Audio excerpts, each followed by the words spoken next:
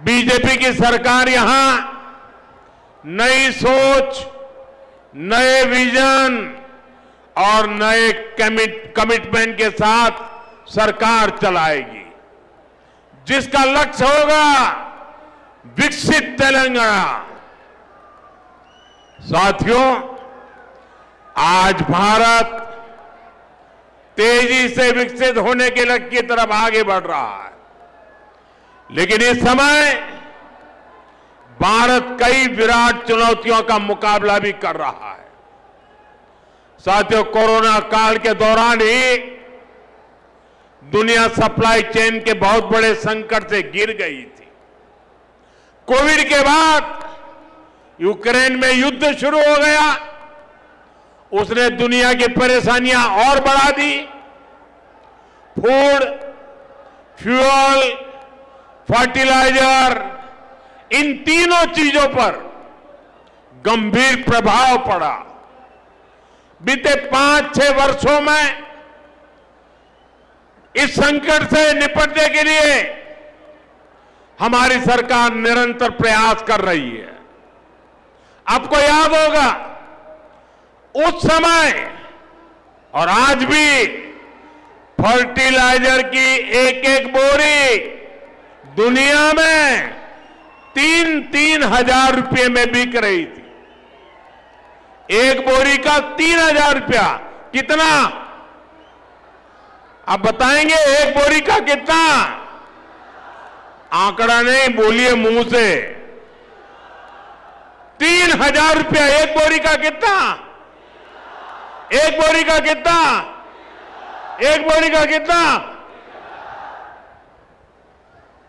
और भारत के किसानों को वही खाद की बोरी 300 से भी कम रुपये में दी जा रही है। 3,000 के सामने 300 रुपये में।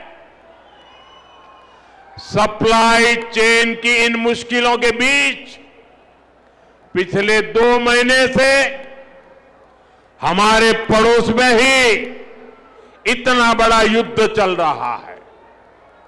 इसका असर पूरी दुनिया पर पड़ा है और भारत पर तो और भी गंभीर असर हुआ है। साथियों, भारत के पास बड़े बड़े तेल के कुएं नहीं है। हमें अपनी जरूरत का पेट्रोल, डीजल, गैस, ये सब बहुत बड़ी मात्रा में दुनिया के दूसरे देशों से, बाहर से मंगाना पड़ता है। युद्ध की वजह से पूरी दुनिया में पेट्रोल, डीजल, गैस और फर्टिलाइजर के दाम बहुत अधिक बढ़ चुके हैं, आसमान को भी पार कर गए हैं। अड़ोस पड़ोस में देशों में क्या हाल है वो तो अखबारों में आता है। भारत सरकार इस युद्ध के पिछले 2 महीनों से देशवासियों को इस संकट से बचाने के लिए लगातार प्रयास कर रही है। नागरिकों पर बोझ न पड़े, इसके लिए सरकार सारा बोझ सरकार खुद अपने कंधे पर उठा रही है। लेकिन साथियों, जब सप्लाई चेन पर संकट लगातार बना रहे तो हम कितने भी उपाय कर लें, मुश्किलें बढ़ती ही जाती है। इसलिए अब देश को सर्वोपरि रखते हुए, मां भारती को सर्वोपरि रखते हुए हमें एकजुट होकर के लड़ना होगा। हमें याद रखना है,